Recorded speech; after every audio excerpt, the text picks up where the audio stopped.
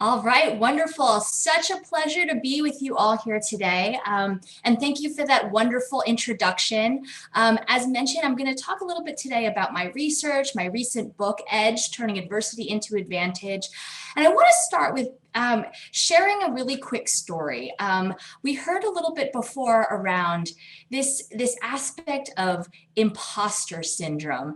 And I wanted to kind of share a story about one of my own experiences where it was actually the first job that I had out of my MBA program. So I had just finished grad school, and what had happened was that I knew that there were some things that I wanted to do, but I had all of these student loans that I had to pay off. Student loans both from my undergraduate years as well as student loans from the MBA program.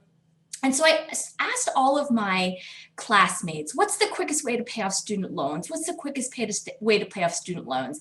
And everyone kept saying to me, go into investment banking, go into iBanking, in fact, they said, go into iBanking. And I even remember turning to a friend of mine and saying, wow, this internet banking thing is a really big deal these days, having no idea that the I in iBanking stood for investment banking.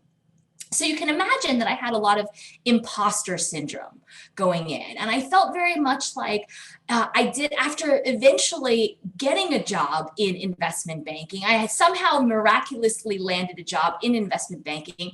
But I realized that number one, was going into a very male-dominated career.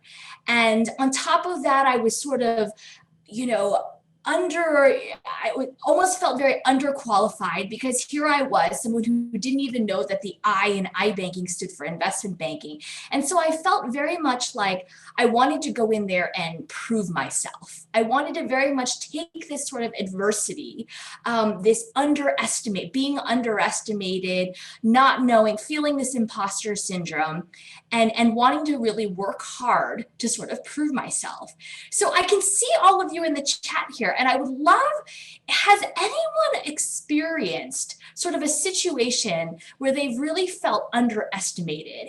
And what I'm going to ask is if everyone would type in one adjective to describe how they felt at that point in time when they either felt imposter syndrome, or they felt like they were in a career that they were out of their league on, or that they felt some sort of obstacles or constraints. What's one adjective that you would use to describe how you felt? So I'm seeing embarrassed, invisible, insecure, inadequate, nervous, overwhelmed, insecure, anxious, discouraged, confused, a couple of people saying determined. Yeah, it was a mix of all of these things that I was sort of feeling. And so when I finally started this job, I was very much determined, as some of you are saying here, really very much determined to overcome these feelings of anxiety and frustration and self-doubt and fear and all of these sort of other adjectives that you're sort of describing.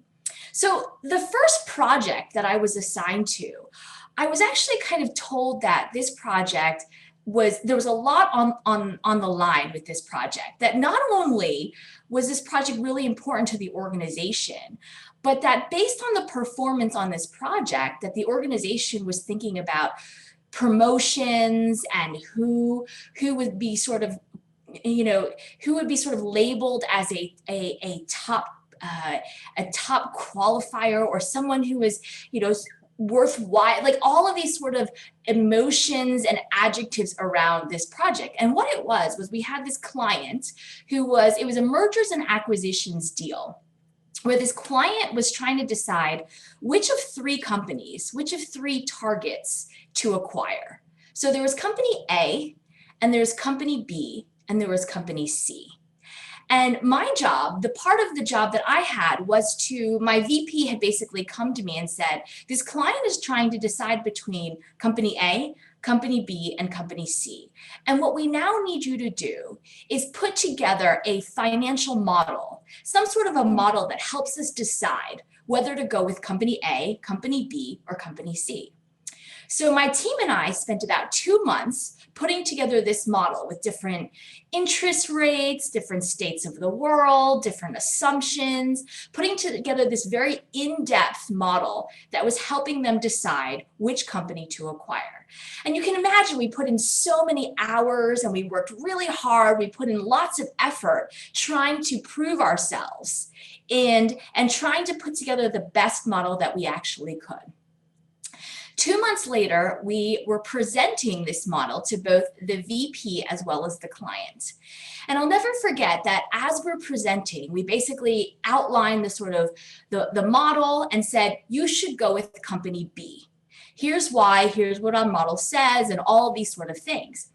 And the VP and the client both turned to me. And again, I'll never forget what they said to me. They said, this model has everything in it that we would ever expect it to have. This is a model that we should be using in all of our organizations to be making merger and acquisition decisions. We're so impressed with all of the hard work and the effort and all of the things that you put into this. And it's so clear that all of this makes so much sense with your assumptions and the way you've outlined this and everything. There's only one problem. And the problem is that we've already decided to go with company A. So can you now redo your model to make it say that we should go with company A rather than company B, which is what your model says that we should go with? And so I tell this story because there's a couple of things that I always remember from that experience. The first is that we're often taught from a young age that success is about hard work. That if you put in the hard work, that the success and outcomes will follow, right? Oftentimes we take super successful people who are CEOs of companies, people who are Olympic gold medal holders, people who have broken world records, and we ask them, what's the secret to your success? And inevitably, one of the things they'll mention is hard work. They'll talk about how just, keep working hard, just keep working hard. It's one of the main things that we talk about.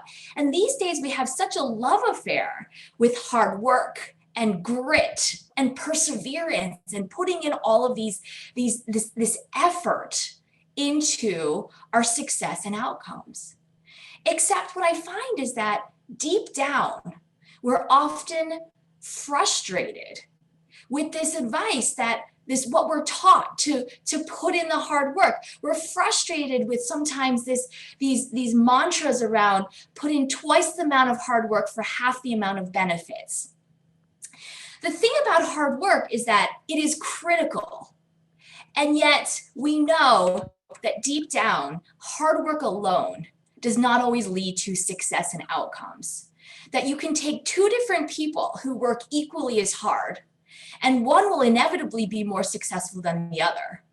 And that's because it's often about the signals and the perceptions and the stereotypes of others. That often we face adversity or constraints or obstacles, not because of the amount of hard work we put in, but because of subtle signals and perceptions and attributions that others are making about us, or stereotypes that may exist. And so for the last couple of years, what I've been trying to study is these signals and perceptions and obstacles and stereotypes and how they lead to disparities in terms of success and outcomes. So I'll give you an example of a couple of these types of perceptions. When I became a researcher, one of the first things I wanted to study was the role of how we communicate and whether communication and the signals and the perceptions that people gathered from the way we communicated could lead to disparities, differences in terms of people's success and outcomes. And one of the reasons why I was so interested in studying this is because I'm the child of immigrants. Both of my parents are immigrants from Taiwan. And I remember as a child, as I was growing up, seeing both my parents getting turned down for promotion after promotion after promotion. And during one of these promotions, my father, the person who had gotten promoted over him, the person who ended up becoming his boss, my father was actually doing that person's job. And everyone in the organization sort of knew that his boss wasn't actually qualified to be doing this job.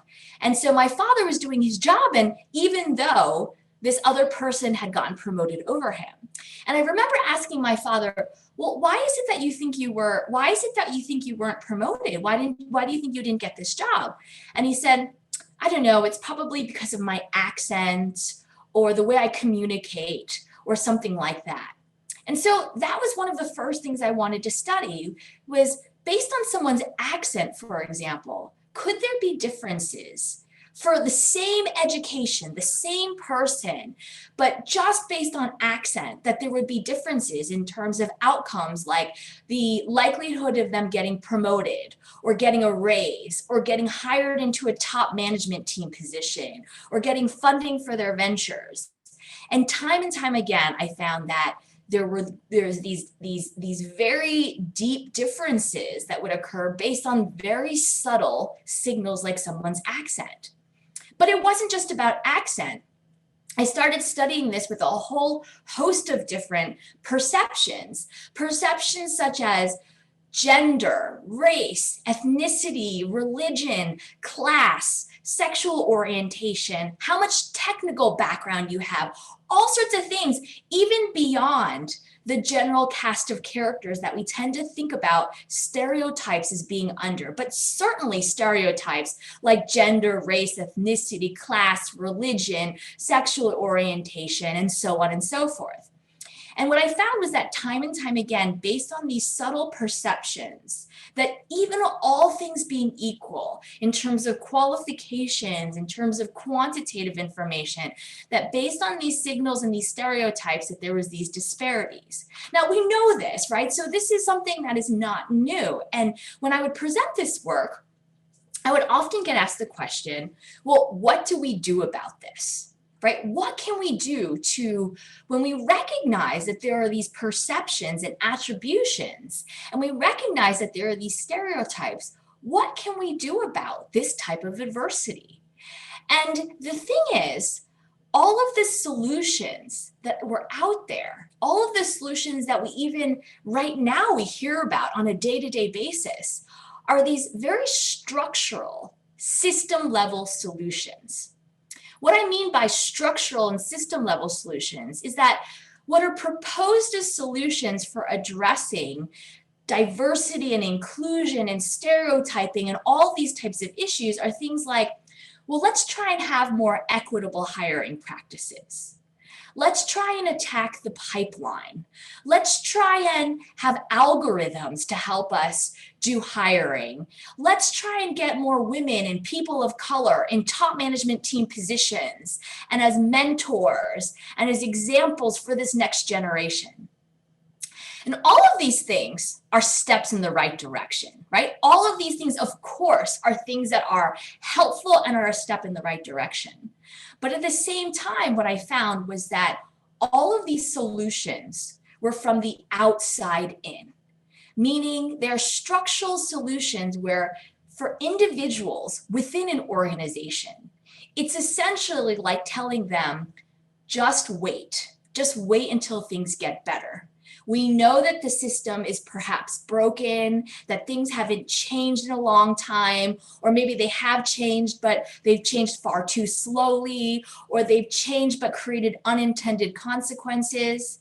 And so for individuals within, there was a lot of frustration, that there weren't a lot of things that individuals could do from the inside out, other than trying to think about these structural solutions. So for the last couple of years, my research has been all about how we can actually empower ourselves from the inside out to be able to address the types of constraints and obstacles and perceptions and stereotypes, ways in which we can flip stereotypes and obstacles in our favor, ways that we can turn these perceptions in our favor from the inside out, empowering ourselves even within an imperfect system, acknowledging that the system is imperfect, but still having ways in which we can flip things in our favor so that we can find and create our own edge.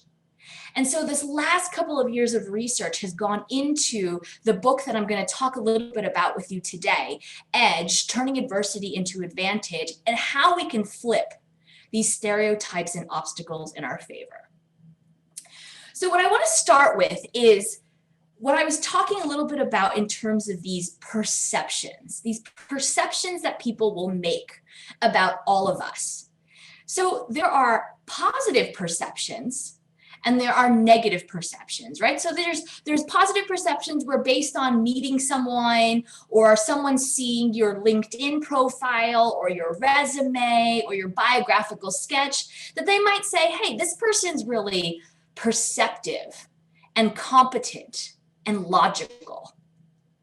But on the negative side, negative perceptions, what I found in my research is that based on certain situations, the same person with the same resume or the same LinkedIn profile or the same biographical sketch might be seen as shallow and deceptive and egotistical, right? So based on a cue, for example, like this person worked in financial services, that they might be interpreted as perceptive and logical and competent on the positive end, but deceptive and egotistical and unreliable in the negative sense. And that there were subtle signals and cues that would toggle people's perceptions either towards the positive or to the negative. And what I found in my research is that these positive and negative perceptions would cluster together in such a way where just like there's a thin line between love and hate, so too is there a thin line between these positive and negative perceptions where you would toggle between being seen as perceptive and logical and competent or deceptive and egotistical and unreliable.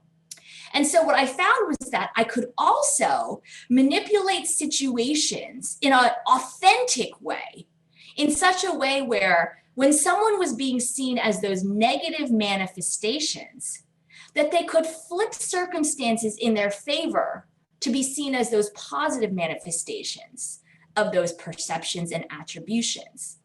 So let me give you an example or a couple of examples of how this works. So if we go back to those accented individuals that I talked about earlier, right? Those individuals like my father, where the perception or the lay perception is that they're not as good at communicating, for example, that because they have an accent, that their communication skills are not as good. So what I did was in a series of studies, I wanted to test if it was in fact about communication skills.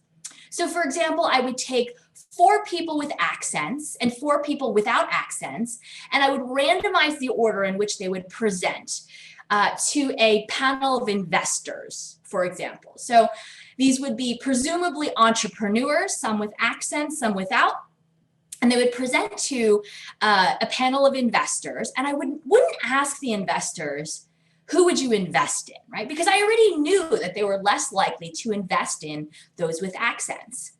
Instead, what I asked them to do was I just said to them, write down 3 bullet points that you remember about each person's presentation, or 3 things that you learned from each person's presentation, or 3 things that you recall from each person's presentation. And what I found was that not only were they just as likely to have learned things or remembered things from those with accents, they actually learned more from those with accents than they did from those without. So it wasn't just about communication. Instead, what I found was it was about these underlying perceptions, not about the lay perceptions like communication, but underlying perceptions like they found that the people with accents were less likely to take initiative, or less likely to be good team players, or less likely to be creative and out-of-the-box thinkers. So what I then did was I would have these accented individuals before they went into, for example, a job interview. I would say to them, the perception they have about you is that you don't take initiative. Or the perception they have about you is that you're not as good of a team player. Or the perception they have about you is that you are not as creative or out of the box thinking. And then over the course of these interviews, I would hear them, they would get asked these sort of normal questions that we get asked in interviews, right? Things like, tell me about a time when, or give me an example of a time when. And what I heard them saying was astounding. I heard them giving examples, for example, of this time when they fought for resources for their team, or this time when they were trying to close a really important deal and they did so in a really creative way and they didn't stop until they closed that deal. I heard them saying things like, I'm a strong advocate for my team, or I have a track record of listening to clients, or I won't rest until I have the resources to bring this idea to market. And what I found was that not only were they rated higher now in terms of things like taking initiative, being a team player, being creative and thinking outside the box, they were also rated higher in terms of communication skills. And they were more likely to get the job, the raise, the promotion, the funding, sometimes even more so than those who didn't have accents. I replicated this with lots of all of the sort of same perceptions that I talked about earlier, with gender, with race, with ethnicity, class, religion, sexual orientation, ageism. Ageism was a big one, right? Ageism, older employees. The lay perception that we have about older individuals or older employees, for example, is that they're not as technologically proficient, or their technical skills aren't as good. In fact, I found that it's not about technical skills at all. There was one underlying perception and one underlying perception only. And that was perceptions around curiosity, that people perceived older individuals as being less curious. And so again, I would tell these older individuals before going into a job interview or a job context, I would say to them, the perception they have about you is that you're less curious, that you're not curious. And then I would hear them over the course of the job interview saying things like, I'm curious about your company's strategy and how it's evolved over time. Or I'm curious about your founder's vision and how it's been affected by the current circumstances. And not only were they rated higher in terms of curiosity, they were actually rated higher in terms of things like technological proficiency, something they didn't mention at all. And they were much more likely to get the job, the raise, the promotion, the funding, and all of these sort of workplace outcomes that I was observing. And so what this sort of illustrates is that there are these perceptions that exist out there. And when we're able to hone our ability to see those underlying perceptions that others have about us, that's when we're able to flip that in our favor, be able to address that in a way that allows us to gain an advantage or gain that edge that we wouldn't otherwise have. Right. So the first way we kind of do that, and the one of the things that I talk about in my book is around how the reasons why this works. And it works because it's very benign, right? We're not going in there and saying, I know it's because I'm a woman that you think X, Y, and Z, or I know it's because I'm older that you think X, Y, and Z. Instead, when you address these underlying perceptions, it allows you to turn that in your favor. So that's the first category. That's the first way that we can actually redirect and guide circumstances in our favor. The second way that I talk about in my book, and these are sort of large categories. I have, this is sort of, I'm just giving you sort of a flavor for what this first category is around, these perceptions and these traits that people will make about us. The second is all around our interpersonal interactions, the ways in which we interact with each other and how we can guide and turn and flip circumstances in our favor through these interactions. Now, I give lots of different ways that we can do this, but let me give you just one quick illustration, an illustration of how this sort of works, so that you understand how these interpersonal interactions can be used to turn things to our advantage. Now, when we're interacting with others, one of the primary ways we do so is through questions and answers, right? Through the questions that others ask of us and the answers that we respond with, and vice versa, the questions we ask of others and how they respond. What I find in my research is that based on who we are and what we look like and how we communicate, we are overwhelmingly in life receiving questions that are of one of two different types. So there are generally two different types of questions. And based on who we are, we're more likely to get one set rather than the other in both work and in life. So let me give you some obvious ways that we can understand these two types of questions. So I want you to think about this first set of questions. Questions like, and kind of sticking with this interview context, let's pretend that we're still in this interview context and thinking about either people asking these questions of you or you asking these questions of someone that you might be interviewing. So for example, can you tell us a bit about yourself? What's your long-term vision? And what does success look like to you? So take a couple of seconds. How would you answer these questions, right? Can you tell us a bit about yourself? What's your long-term vision? What does success look like to you? Now, I want you to think about a second set of questions. Questions like, what type of people do you feel least comfortable with? What do you consistently worry about the most? Or what do you think is your biggest barrier to success? Again, take a couple of seconds. How would you answer this? Or how would you expect others to answer these questions? Okay, now in the chat, anyone who has any ideas, what's the difference between these two sets of questions?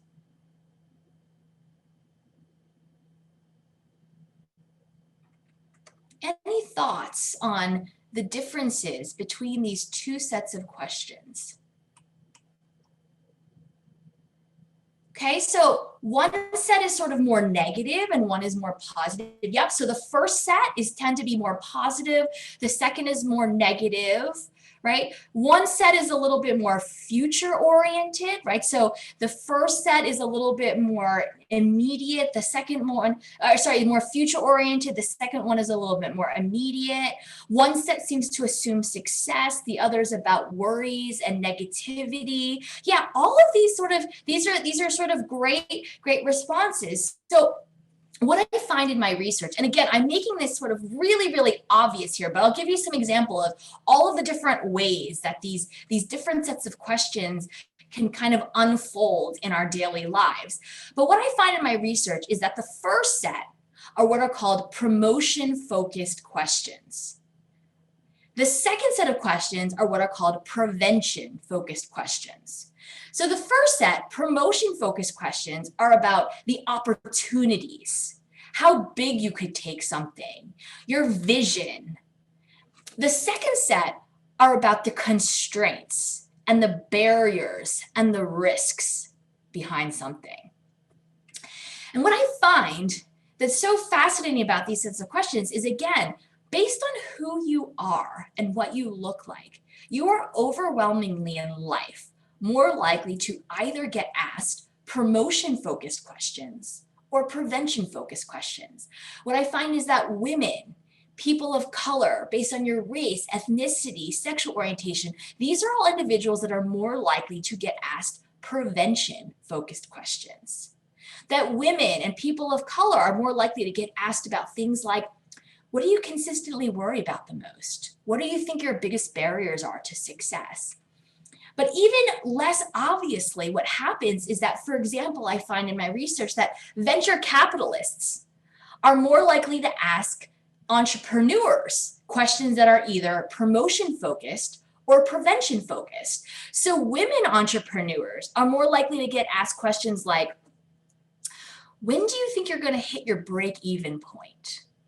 Or how is this a defensible business? How predictable are your future cash flows? Tell me about your daily and monthly users. Whereas men and male entrepreneurs are more likely to get asked questions like, how are you going to acquire future customers? Do you think your target market is a growing one? What major milestones are you targeting this year? And what happens is that when we get asked a promotion-focused question, we answer in turn with a promotion-oriented response. And when we get asked a prevention-focused question, we answer in turn with a prevention-focused response. And so at the end of the day, when the venture capitalist or the investor has to decide who to invest in, of course, they're going to invest in that entrepreneur who's talking about the vision and how big they can scale something and the opportunities that they have. And what I find is that both male and female investors are equally likely to be asking these prevention-focused questions to women. And again, this is not just based on women. This is based on who you are and what you look like in your race and your class and the way your accent, the way you communicate. And people who have technical skills are more likely to get asked prevention-focused questions. And it could be even a slight signal or cue. Like you could be a white male and still be getting asked overwhelmingly in life prevention-focused questions based on these subtle perceptions and signals. And so what do we do about this? Well, what I find is that when you realize that you're getting asked a prevention-focused question, you answer it, but you do so quickly, and then you flip it to a promotion orientation. For example, if you're getting asked a question that's very prevention-focused, something like, there are a lot of competitors in this market. And you answer the question, you just say, yes, there are a lot of competitors, including X and Y and Z. But then you flip it and you say, however, what our product does is all of these other things that are allowing us to go after new markets and new customers. So you take that prevention-focused question, you answer it, and then you flip it to a promotion-oriented response. And when you do this, I find that not only do you raise more funding, do those entrepreneurs raise more funding, they actually raise more funding than those who are asked only promotion-focused questions.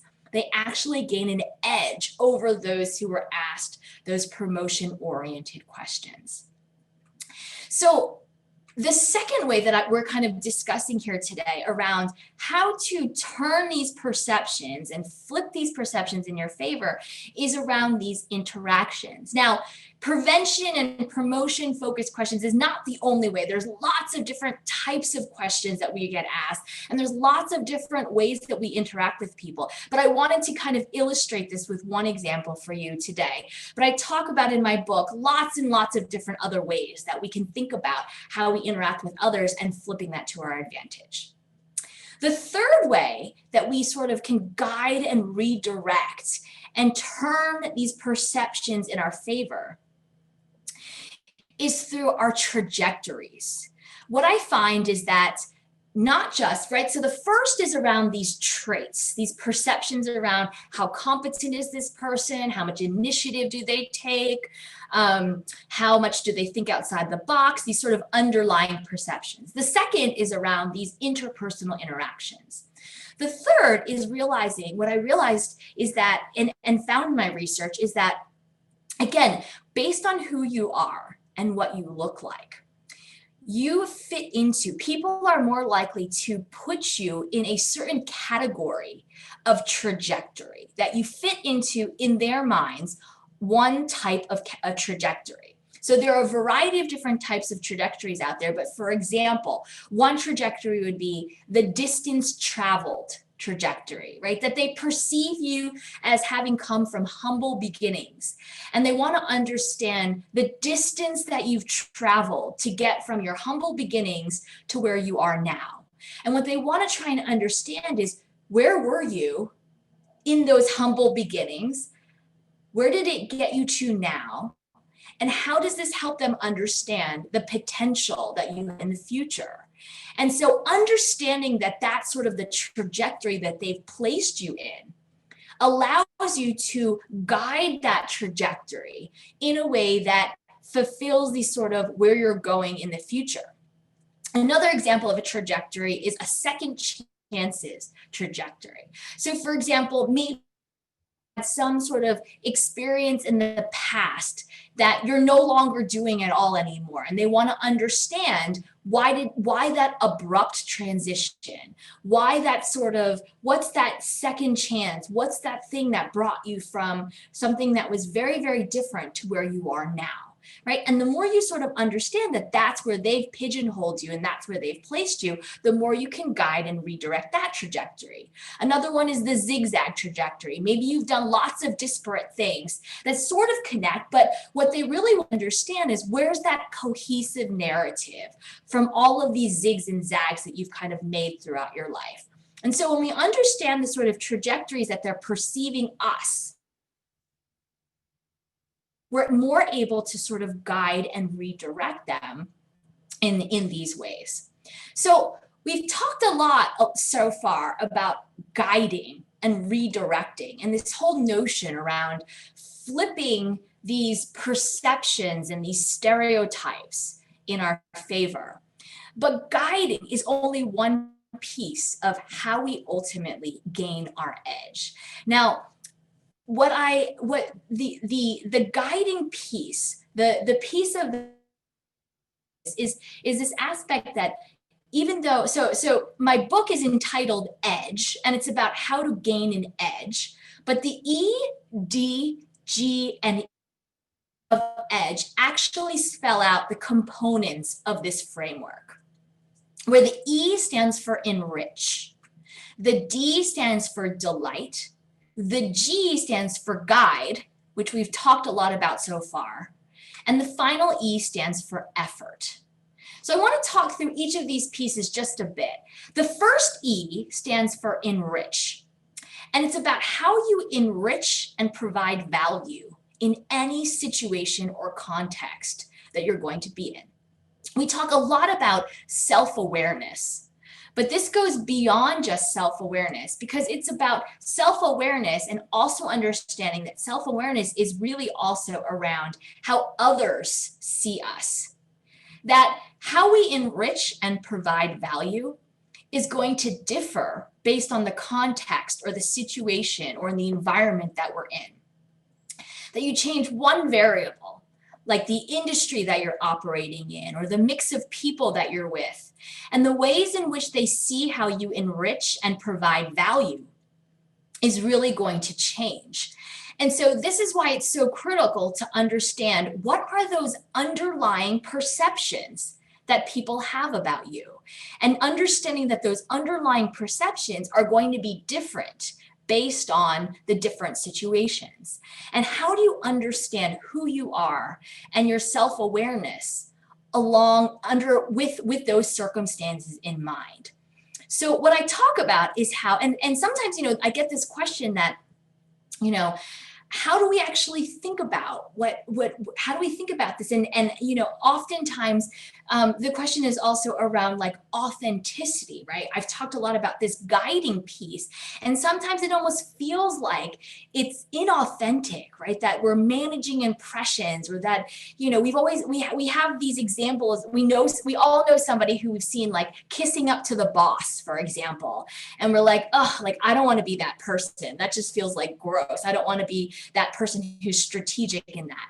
But this is actually the opposite of that. You are authentically trying to understand how others see how you enrich and provide value in every single situation that you're going to be in. And you're honing your ability to see how they perceive you so that you can actually enrich and provide value. And so what I talk about is how this advice that we're often given, right? Be yourself. Right, so you're giving a big presentation at work and you're nervous about it and your friends say, oh, just be yourself. Or you're interviewing for a job that you really want. People say, oh, just be yourself. Or you're going on a date with somebody and they're like, oh, they're gonna love you, just be yourself. Well, actually the advice, be yourself is actually horrible advice. And not for the reasons that you think I'm gonna say. It's horrible advice because there is no such thing as be yourself. We are varied and complicated people. There are so many selves to us. Who you are with your mother is really different from who you are with your best friend. And that's really different from who you are with your boss or your teacher or your professor. We are different selves. And so I talk about it like thinking like we are each imagine each of us is a diamond. Each of us is a solitary diamond, and every diamond is going to have flaws and different cuts and facets, and it's going to shine differently based on, your diamond is going to shine differently based on the lighting and the environmental conditions and the room that you're in and the angle at which someone's looking at it. And all we're trying to do is show our counterpart that angle of our diamond that shines the brightest. You're still the same diamond with still the same flaws and cuts and facets, but when you show that angle of your diamond that shines the brightest, that's when you're able to have the deepest, richest interpersonal connections with people. And so all of this is encompassed in what I talk about as enriching and providing value and understanding those pieces in any situation that you're going to be in. The D stands for delight. Delighting your counterpart is so critical because even when we enrich and provide value, we often don't have the opportunity to do so because either doors are closed to us or we don't belong to the right networks or the right groups. And delight is the equivalent of being able, when you're able to delight your counterpart, that's the equivalent of being able to crack that door open just a little bit so that you have the opportunity to engage with them and show them how you enrich and provide value. Now, delight is kind of hard to sort of understand and bottle up. And, you know, each of these, the E, the D, the G, and the E, each of these is a section, an entire section of my book. So I'm not doing it justice to sort of explain, but let me just give you a little piece of the delight piece to help us understand like what that actually looks like and feels like. So I want you to think about the very first time that you rode in an Uber. Okay, so I know when I say the word Uber, lots of things come up like, you know, like sexual harassment and management issues and all that sort of thing. But I want to put that aside just for a second. Just put that aside for a second and think about the very first time you were riding in an Uber. For me anyways, it was this, at least for me at least, it was this feeling of, whoa, what is going on? This is so cool, but terrifying. I'm in a stranger's car and this person's just going to take me to where I need to go. And they just picked me up at my door. I didn't have to, it was this instant feeling of sitting up for a second and trying to figure out what's going on, like taking aback for a second and being surprised and like, what is going on? That's delight. It's not necessarily positive or negative, but when we're able to engender that feeling from our counterpart, it gives us this opportunity where they stop for a second and they're considering us in a different way, regardless of whether we've just met them or we've known them for decades. They stop for a second, and that's that cracking that door open a little bit where they want to ask another question or explore something just a little bit. So we have that opportunity to show them how we enrich and provide value. The G stands for guide. And again, we've talked about lots of different ways that we can guide the sort of perceptions of others so that we can sort of try and flip things in our favor. And finally, the last E stands for effort and hard work. Effort and hard work come last. We often think that hard work comes first, that if you put in the hard work, that it'll speak for itself.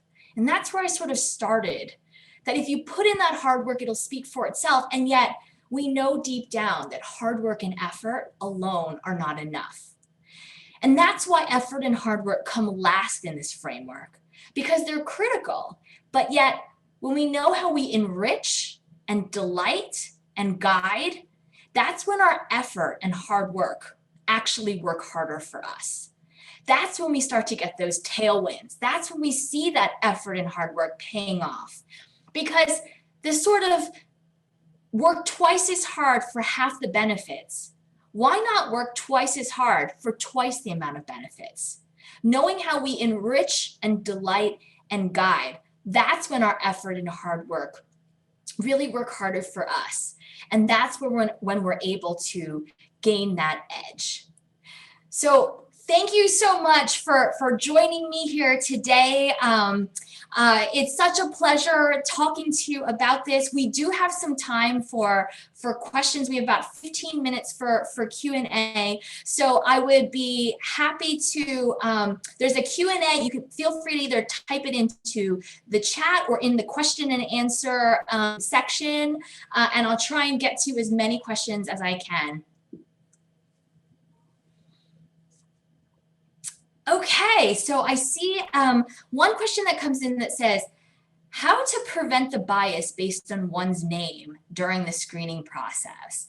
So yeah, I mean, and this is something where there are, like, as I sort of mentioned, there are perceptions and there are biases that are made based on such subtle sort of things, right? Such subtle signals and cues. And names is actually one of those things that absolutely sort of is a signal or a cue. So what I talked about before was sort of understanding these underlying perceptions, right? And so based on these underlying perceptions, your name, you may know based on different experiences. What I talk about in my book is that I talk about how life rhymes, right? And what I mean by that is our lives actually do rhyme. There are things where we may have, as a child, there might have been an experience that we've had, and then that experience made us feel a certain way, or it didn't really sit well with us, or it kind of was like, ugh, like, and then weighed heavy on us.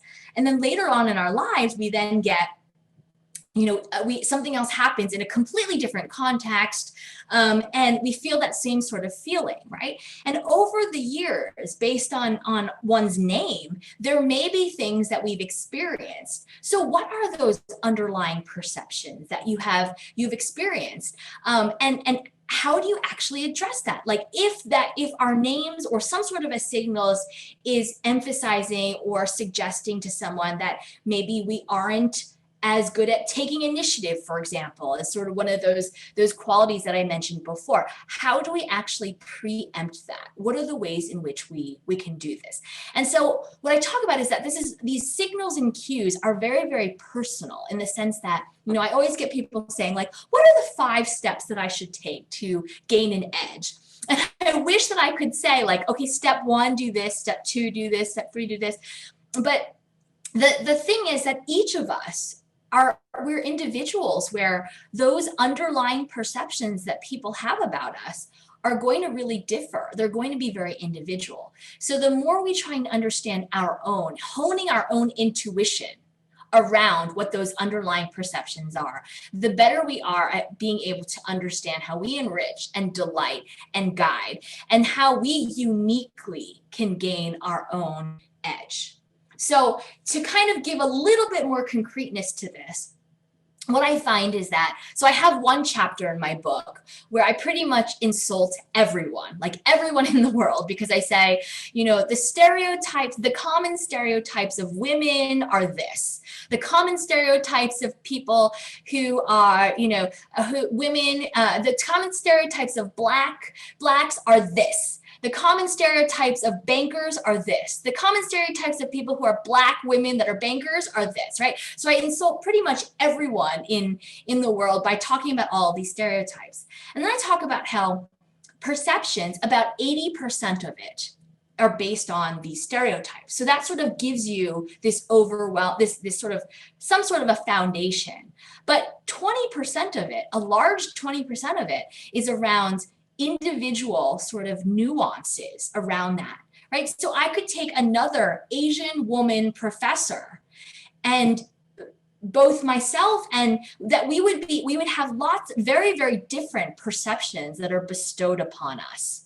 And so understanding these sort of underlying perceptions is so critical. So instead of kind of giving a formula, I'm giving this perspective, and so have lots of different tips and tactics and how-tos for understanding how you can actually do this. So thank you for that amazing first question.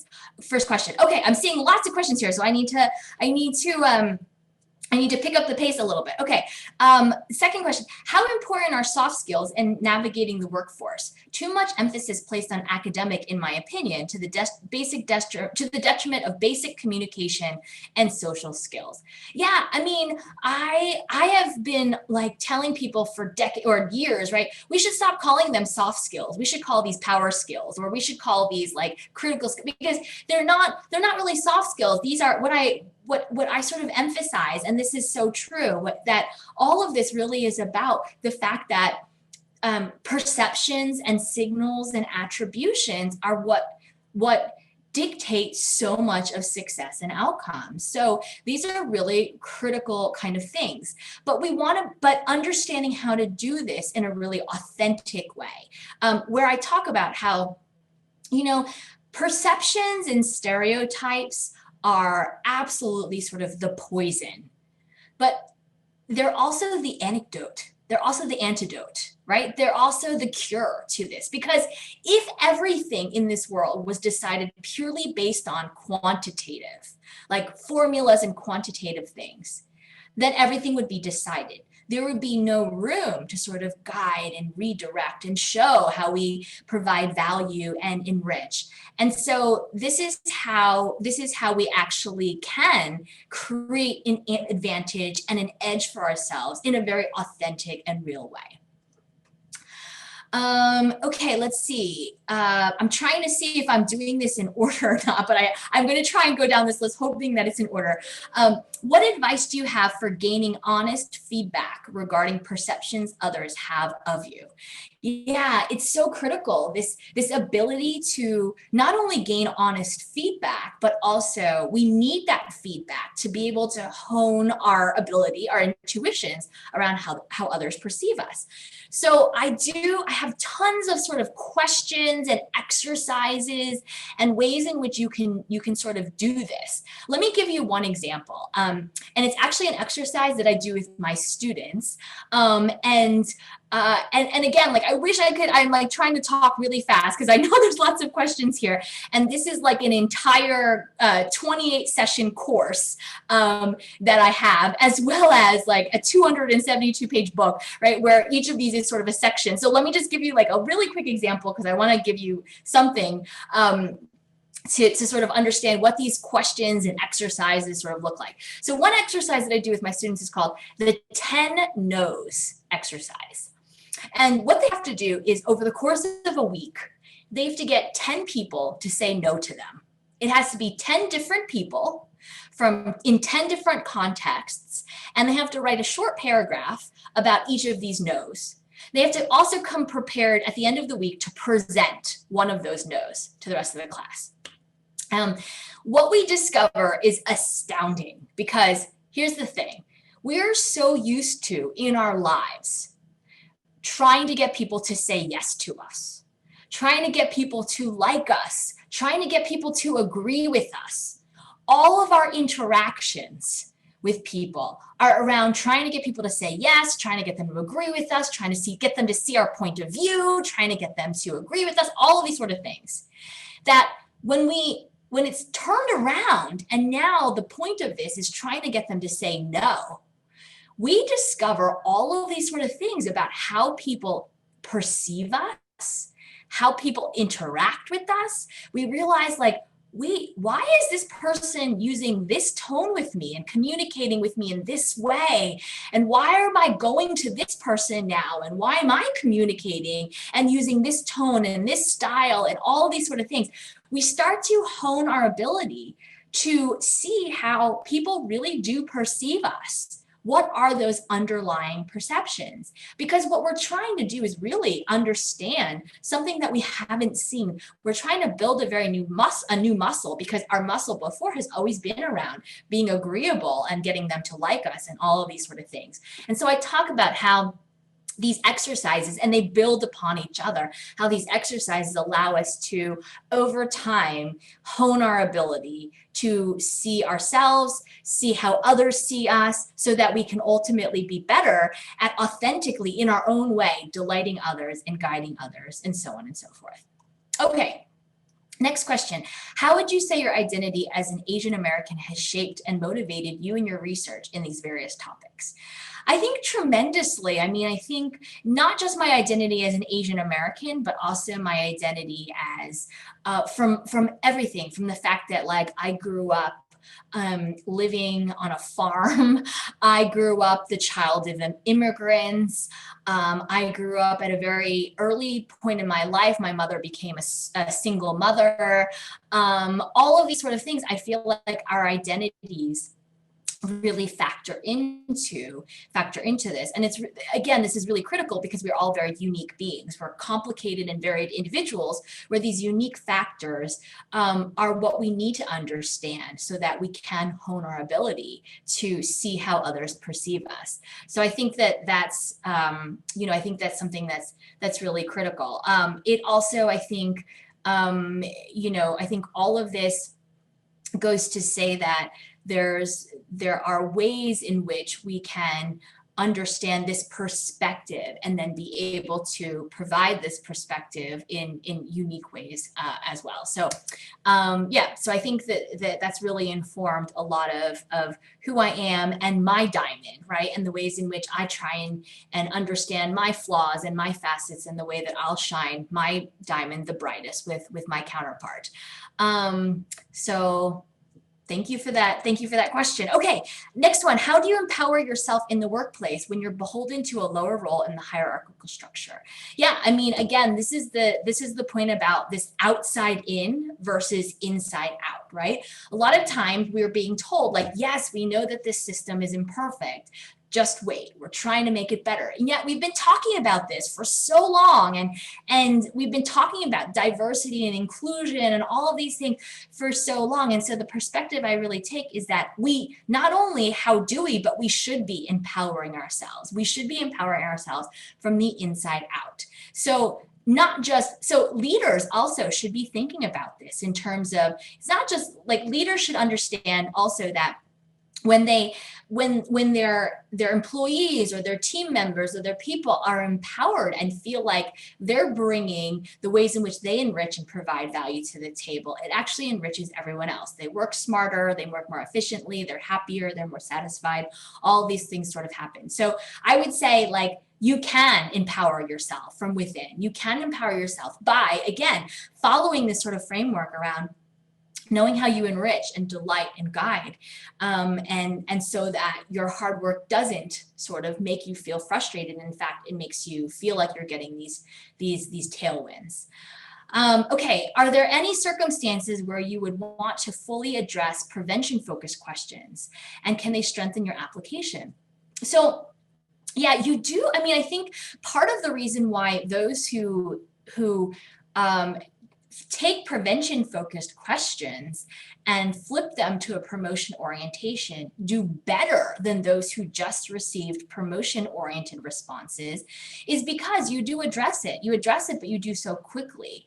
And so they're addressing sort of those barriers or those question marks, but bringing it to that opportunity as well. But it's not just in sort of interview situations or venture capital situations, engaging with others, right? Having this understanding of prevention and promotion focused questions really does, it enriches our relationships with others as well. So for example, I find that when people are just engaging in dialogue in everyday life, even, that based on who we are, again, we're more likely to ask other people.